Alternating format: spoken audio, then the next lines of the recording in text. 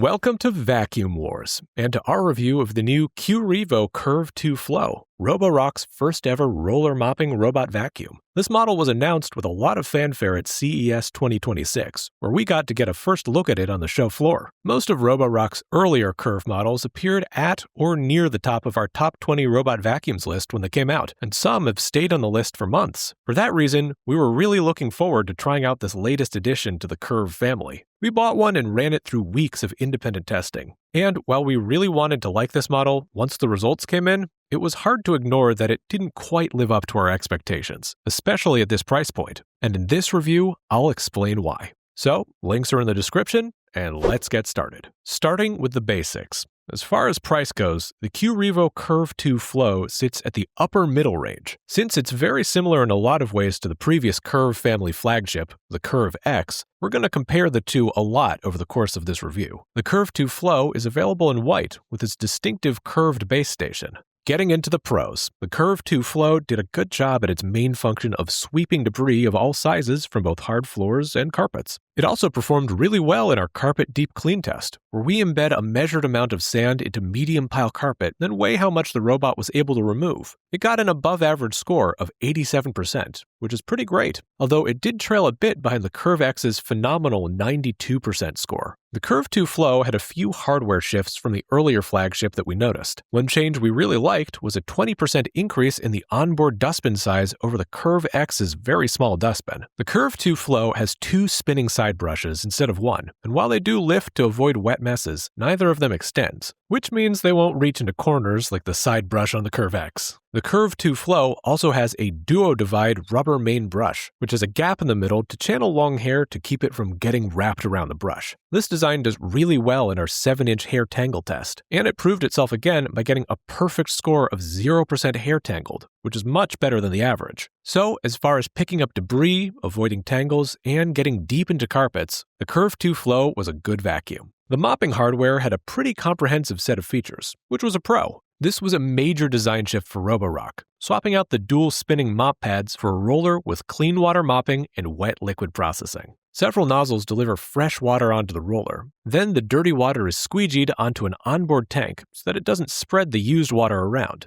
This design of mop will do a good job with wet spells. While dual spinning mops tend to spread liquid on the floors around, a roller mop with this design will actually remove the liquid from the floor. So that's good.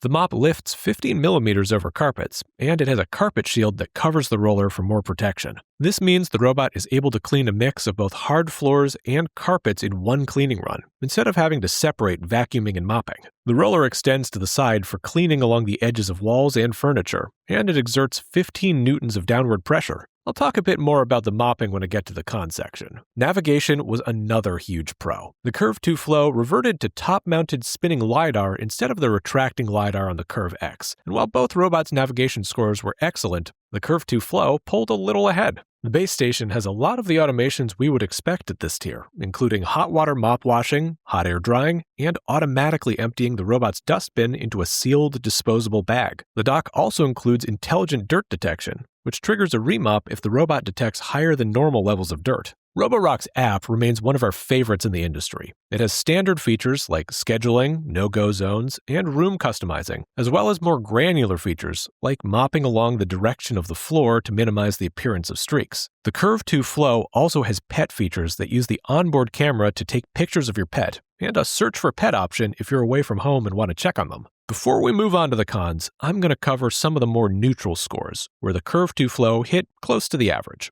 The Curv 2 Flow's airflow wasn't very impressive in our bench test, where it came in at a just below average score of 16 CFM. We also had higher expectations for its obstacle avoidance than what we observed. Roborock says that the Curv 2 Flow's reactive AI technology is now trained to recognize almost twice the number of objects than the Curv X, but its scores didn't really reflect an upgrade. In fact, the Curv 2 Flow was only able to avoid 16 out of the total 24 combined number of objects in our basic tests and torture test. It trails pretty far behind the Curv X's much more impressive 20 object score, so it borders on being a con, and it's not really what we've come to expect from the Curvs at this point. This brings me to the cons, and there were a few of them. The biggest con was unfortunately the new mop's actual performance. In our mopping tests, we dry stains of varying thicknesses and test how well the mops can remove them. assigning points to the stains themselves and how many passes it took to remove them. On our traditional version of the dried-on stain test, the Curve 2 Flow got an unbelievably low score, coming in with just 25 points out of an average score of 112. We even cranked up the water flow to its highest setting to see if that would make a difference, just so we could recommend that as a possible workaround, but even that gave a pretty paltry score of 38. In our new coffee stain test, it scored only a little bit higher, so we're pretty confident that this wasn't user error on our part. We also pay attention to water usage, and we penalize robots that use excessive amounts of water because it can cause streaking, even though it does help them in the stain test. The other members of the Curv family have historically used enormous amounts of water in our opinion, and they seem to be correcting this with the Curve 2 Flow,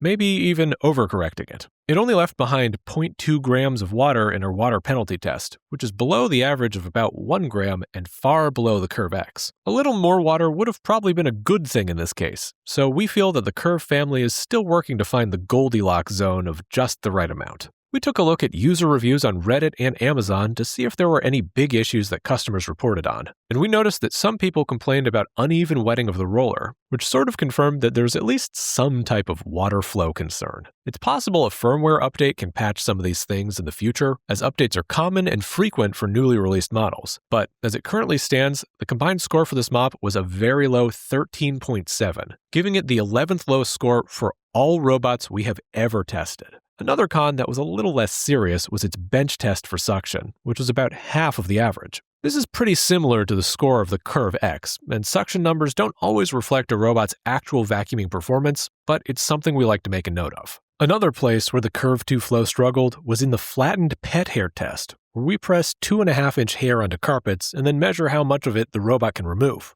Both the Curve 2 Flow and the Curve X did not perform well on this, getting the exact same below-average scores. Another con was that it had a poor battery efficiency score. Even though the navigation was excellent, the low battery efficiency made it so that the Curve 2 Flow would only be able to cover less than 1,300 estimated square feet per charge. That's a bit above average, but it's dwarfed when compared to the Curve X's estimated square footage. There were also a few hardware things we didn't love. There's no special threshold climbing for the Curve 2 Flow, and it can only cross the standard 20 millimeters, while other new Roborocks can cross up to 40 millimeters. It's also surprisingly tall for a robot vacuum. The Curve 2 Flow had a profile of 4.7 inches, which is about 119 millimeters. Even with a top-mounted LiDAR, that's pretty high for a robot at any price point these days. It might have something to do with making room for the roller hardware, but whatever the reason, it can hopefully improve in the future. After adding up these scores, we felt that the Curve 2 Flow was not quite as successful in our tests as we'd hoped it would be.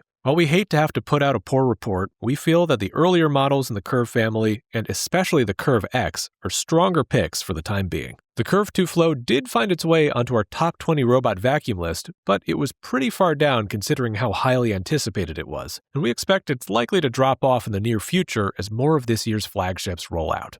For more of our favorite robot vacuums, be sure to check out our top 20 robot vacuum list on our website. We always purchase all of our robots ourselves, and we are never sponsored, so you know that our opinions are real and based on our actual independent tests. Be sure to subscribe to Vacuum Wars before you go. Thanks for watching. All of the links in the description are updated regularly to reflect our current favorite vacuums in multiple categories. You'll also find links to the Vacuum Wars website in the description, where we have more detailed lists of our favorite products, like our new top 20 robot vacuums list, which is updated weekly.